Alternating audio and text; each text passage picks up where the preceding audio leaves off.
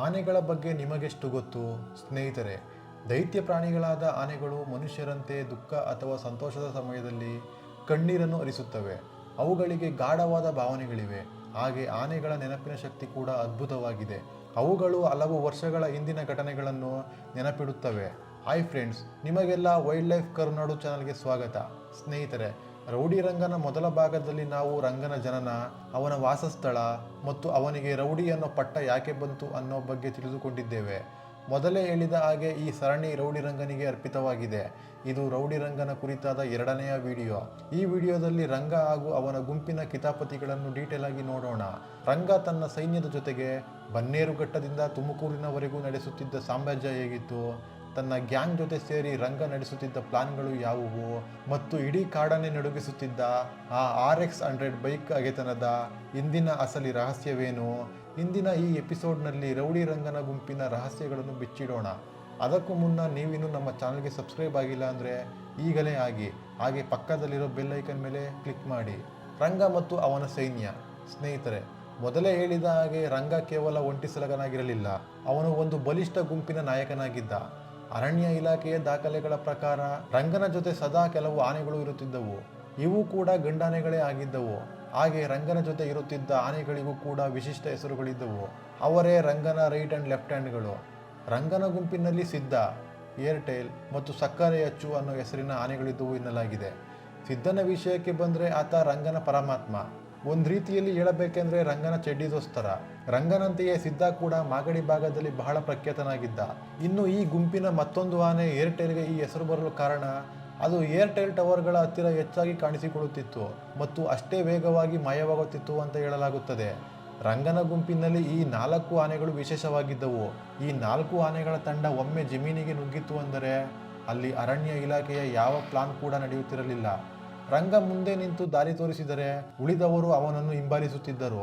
ವಾಸ್ತವವಾಗಿ ರಂಗನ ಸಾವಿನೊಂದಿಗೆ ಈ ಕುಖ್ಯಾತ ಗುಂಪು ತನ್ನ ಗುರುತನ್ನೇ ಕಳೆದುಕೊಂಡಂತಾಗಿದೆ. 2000 ದಶಕದ ಮಧ್ಯಭಾಗದಲ್ಲಿ ಬನ್ನೇರುಘಟ್ಟ ಸುತ್ತಮುತ್ತಲಿನ ಪ್ರದೇಶಗಳಲ್ಲಿ ಬೆಳೆಗಳನ್ನು ಹಾಳು ಮಾಡುತ್ತಿದ್ದ ರಂಗನ ಆನೆಗಳ ಗುಂಪು ಪ್ರಸಿದ್ಧಿಯಾಗಿತ್ತು. ಆನೆಗಳ ಸಂಚಾರ ಮಾರ್ಗ ತುಂಡಾಗಿ ಹೋಗಿದ್ದರಿಂದ ಈ ಆನೆಗಳು ಮಾನವರ ವಾಸಸ್ಥಾನಗಳಿಗೆ ನುಗ್ಗಿ ಬೆಳೆಗಳನ್ನು ಹಾಳು ಮಾಡಲು ಆರಂಭಿಸಿದವು. ಈ ಗುಂಪನ್ನು ತಜ್ಞರು ಮಾನಿಟರ್ ಮಾಡುತ್ತಿದ್ದರು. ಇವರ ಪ್ರಕಾರ ಈ ಗುಂಪಿನಲ್ಲಿ ಒಟ್ಟು 8 ಆನೆಗಳಿದ್ದವು. ಇವುಗಳ ನಾಯಕ ರಂಗ ಆಗಿದ್ದ. ಈ ಗುಂಪುಗಳ ಆನೆಗಳಿಗೆ ಏನಾಯಿತು ಅಂತ ನೋಡೋದಾದರೆ, ರಂಗ ಮತ್ತು ಐರಾವತ ಅನ್ನೋ 2 ಆನೆಗಳನ್ನು ಹಿಡಿದು ಬನ್ನೇರುಘಟ್ಟದಲ್ಲಿ ಪ್ರಾಥಮಿಕ ತರಬೇತಿ ನೀಡಲಾಯಿತು. ನಂತರ ನಾಗರಹೊಳೆ ಆನೆ ಶಿಬಿರಕ್ಕೆ ಸ್ಥಳಾಂತರಿಸಲಾಯಿತು.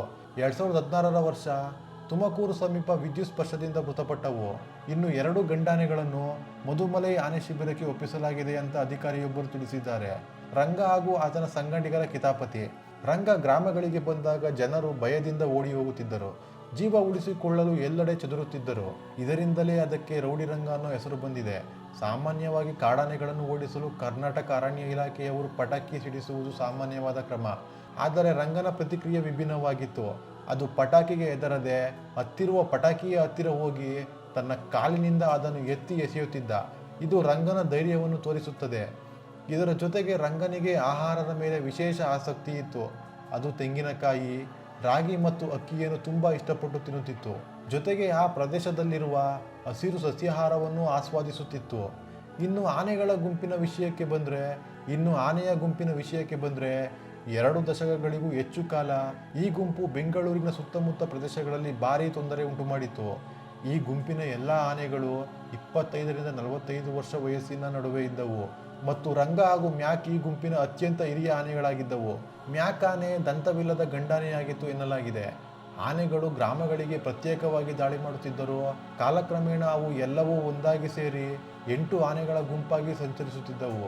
ನಂತರ ಅತ್ಯಂತ ಅಪಾಯಕಾರಿ ಆನೆಗಳನ್ನು ಹಿಡಿಯಲು ಕರ್ನಾಟಕ ರಾಜ್ಯ ಇಲಾಖೆಯ ವಿಶೇಷ ತಂಡ ಕಾರ್ಯಾಚರಣೆ ನಡೆಸಿತು. ಆಗ ಈ ಗುಂಪು ಬೇರ್ಪಟ್ಟಿತು. ರಂಗನನ್ನು ಮಾಗಡಿ ಸಮೀಪದ ಬಂತರಗುಪ್ಪೆ ಬಳಿ ಹಿಡಿಯಲಾಯಿತು. ಈ ಕಾರ್ಯಾಚರಣೆಯಲ್ಲಿ ಭಾಗವಹಿಸಿದ ಹಿರಿಯ ಅಧಿಕಾರಿಯೊಬ್ಬರು ಭಾವನಾತ್ಮಕವಾಗಿ ಹೇಳಿದ್ದು, ನಾನು ಆಗಾಗ ನಾಗರಹೊಳೆಗೆ ಹೋಗಿ ರಂಗ ಮತ್ತು ಐರಾವತನನ್ನು ನೋಡುತ್ತಿದ್ದೆ ಅಂತ ಹೇಳಿದರು. ಆರೋಚ ಸಂಸ್ಥೆಯ ವಿಜ್ಞಾನಿ ಅವಿನಾಶ್ ಕೆ ಅವರು ಈ ಗುಂಪಿನ ಬಗ್ಗೆ ನೆನಪಿಸಿಕೊಂಡು, ಈ ಗುಂಪು 25 ವರ್ಷಗಳಿಗೂ ಹೆಚ್ಚು ಕಾಲ ಬನ್ನೇರುಘಟ್ಟದಿಂದ ತುಮಕೂರು ಮಾರ್ಗವಾಗಿ ತಮಿಳುನಾಡಿನವರೆಗೂ ಸಂಚರಿಸುತ್ತಿತ್ತು. ಜೀನ್ಸ್ ಮತ್ತು ಪರಂಪರೆಯ ದೃಷ್ಟಿಯಿಂದ ಈಗ ದೊಡ್ಡ ಖಾಲಿತನ ಉಂಟಾಗಿದೆ. ಈ ಖಾಲಿತನವನ್ನು ಯಾವುದೂ ಕೂಡ ಭರ್ತಿ ಮಾಡಲಾರದು. ಅಂತ ಹೇಳಿಕೆ ನೀಡಿದ್ರು. ಇವರ ಮಾತುಗಳನ್ನು ಕೇಳಿದರೆ ಗೊತ್ತಾಗುತ್ತೆ ಆನೆಗಳ ಗುಂಪು ಕಿತಾಪತಿಗಳನ್ನು ಮಾಡಿದ್ರು ಅವು ಎಷ್ಟರ ಮಟ್ಟಿಗೆ ಜನರಿಗೆ, ಪ್ರಾಣಿ ತಜ್ಞರಿಗೆ ಮತ್ತು ಅಧಿಕಾರಿಗಳಿಗೆ ಫೇವರೇಟ್ ಆಗಿದ್ದವು ಅಂತ. ಸಾಮ್ರಾಜ್ಯದ ವಿಸ್ತರಣೆ. ಬನ್ನೇರುಘಟ್ಟದಿಂದ ತುಮಕೂರು. ಸ್ನೇಹಿತರೆ, ರಂಗನ ಸಂಚಾರ ಮಾರ್ಗ ನಿಜಕ್ಕೂ ಆಶ್ಚರ್ಯಕರವಾಗಿತ್ತು. ಅವನು ಕೇವಲ ಒಂದು ಕಾಡಿಗೆ ಸೀಮಿತವಾಗಿರಲಿಲ್ಲ. ಬನ್ನೇರುಘಟ್ಟ ರಾಷ್ಟ್ರೀಯ ಉದ್ಯಾನವನದಿಂದ ಹೊರಡುವ ಈ ತಂಡ ರಾಮನಗರದ ಕಲ್ಲು ಬೆಟ್ಟಗಳಿಂದ ಸಾವನದುರ್ಗದ ಮೂಲಕ ಮಾಗಡಿಯನ್ನು ತಲುಪುತ್ತಿತ್ತು. ಅಲ್ಲಿಂದ ಮುಂದೆ ತುಮಕೂರಿನ ದೇವರಾಯನ ದುರ್ಗದ ಅರಣ್ಯದವರೆಗೂ ಈ ತಂಡ ಸಂಚರಿಸುತ್ತಿತ್ತು. ಈ ಮಾರ್ಗದಲ್ಲಿ ಸಾವಿರಾರು ಎಕರೆ ಕೃಷಿ ಭೂಮಿ ಇದೆ. ರಂಗನ ತಂಡಕ್ಕೆ ಈ ಮಾರ್ಗದ ಪ್ರತಿಯೊಂದು ಹಾದಿಯೂ ಕಂಠಪಾಠವಾಗಿತ್ತು. ಯಾವ ಕಾಲಕ್ಕೆ ಎಲ್ಲಿ ರಾಗಿ ಬೆಳೆಯುತ್ತಾರೆ, ಎಲ್ಲಿ ತೆಂಗಿನ ತೋಟವಿದೆ ಅನ್ನೋದು ಅವನಿಗೆ ಚೆನ್ನಾಗಿ ತಿಳಿದಿತ್ತು. ಇವರು ದಾಟುತ್ತಿದ್ದ ರೀತಿ ನೋಡಿದರೆ ಇವರ ಶಿಸ್ತು ಮನುಷ್ಯರಿಗೂ ಮಾದರಿಯಾಗುವಂತಿತ್ತು. ಇದಕ್ಕೆ ಹೇಳೋದು ಪ್ರಾಣಿಗಳಿಗೆ ಮನುಷ್ಯರಿಗಿಂತ ಹೆಚ್ಚಿನ ತಿಳುವಳಿಕೆ ಹಾಗೂ ಬುದ್ಧಿ ಇರುತ್ತದೆ ಅಂತ. ಹಾಗೆ ಪ್ರಾಣಿಗಳಿಗೆ ಸರ್ವೈವಲ್ ಸ್ಕಿಲ್ ಕೂಡ ಜಾಸ್ತಿನೇ ಇರುತ್ತದೆ. ಗುಂಪಿನ ಅಂತ್ಯ ಮತ್ತು ಕಾಲಿತನ. ರಂಗನ ಗುಂಪು ಚೆದುರಿದ್ದು ಒಂದು ದುರಂತ. ರಂಗ ಸೆರೆಯಾದ ನಂತರ ಅವನ ಆಪ್ತ ಗೆಳೆಯ ಸಿದ್ಧ ಆನೆ ಕೂಡ ಬಹಳ ಕಷ್ಟ ಅನುಭವಿಸಿತು. ಕಾಲು ಮುರಿದು ಮಾಗಡಿಯ ಕೆರೆಯ ಬಳಿ ತಿಂಗಳುಗಟ್ಟಲೆ ಬಿದ್ದಿದ್ದ ಸಿದ್ಧನ ಸ್ಥಿತಿ ನೋಡಿ ಇಡೀ ಕರ್ನಾಟಕವೇ ಕಣ್ಣೀರಿಟ್ಟಿತು. ಅಂತಿಮವಾಗಿ ಸಿದ್ಧ ಕೂಡ ಸಾವನ್ನಪ್ಪಿದ. ಬನ್ನೇರುಘಟ್ಟದಿಂದ ತುಮಕೂರಿನವರೆಗೆ ರಾಜನಂತೆ ಓಡಾಡಿಕೊಂಡಿದ್ದ ರೌಡಿ ರಂಗ ಮತ್ತು ಅವನ ತಂಡ ಇಂದು ನೆನಪು ಮಾತ್ರ. ಕಾಡು ಕಡಿಮೆಯಾಗಿ ರಸ್ತೆಗಳು ಬಂದಿದ್ದೇ ಈ ಮಹಾನ್ ಜೀವಿಗಳ ಸಾವಿಗೆ ಕಾರಣವಾಯಿತು. ರಂಗನ ಈ ಸೈನ್ಯದ ಬಗ್ಗೆ ನಿಮಗೇನಾದರೂ ವೈಯಕ್ತಿಕ ಅನುಭವಗಳಿದ್ದರೆ ಕಮೆಂಟ್ ಮಾಡಿ ತಿಳಿಸಿ. RX ಬೈಕ್ ಅಗೆತನದ ಅಸಲಿ ಕಾರಣ. ಸ್ನೇಹಿತರೆ, ಈಗ ಈ ಕಥೆಯ ಅತಿ ದೊಡ್ಡ ಟ್ವಿಸ್ಟ್ಗೆ ಬರೋಣ. ಈ ವಿಷಯ ರಂಗನನ್ನ ಇತರ ಆನೆಗಳಿಗಿಂತ ಭಿನ್ನ ಮಾಡುತ್ತವೆ. ಪ್ರಾಣಿಗಳಿಗೆ ವಾಹನಗಳ ಶಬ್ದ ಅಂದರೆ ಸ್ವಲ್ಪ ಭಯನೇ, ಆದರೆ ನಮ್ಮ ರಂಗನಿಗೆ ಮಾತ್ರ, ವಿಶೇಷವಾಗಿ RX ಬೈಕ್ 100 ಸೌಂಡ್ ಕೇಳಿದರೆ ಆಗುತ್ತಿರಲಿಲ್ಲ. ಹಾಗಿದ್ರೆ ಈ ಸೌಂಡ್ ರಂಗನಿಗೆ ಯಾಕೆ ಆಗುತ್ತಿರಲಿಲ್ಲ? ಇದಕ್ಕೆ ಸ್ಥಳೀಯರು ಮತ್ತು ಆನೆ ಮಾವುತರು ಒಂದು ಕುತೂಹಲಕಾರಿ ಕಾರಣ ನೀಡುತ್ತಾರೆ. ಬನ್ನಿ ಅದೇನು ಅಂತ ನೋಡೋಣ.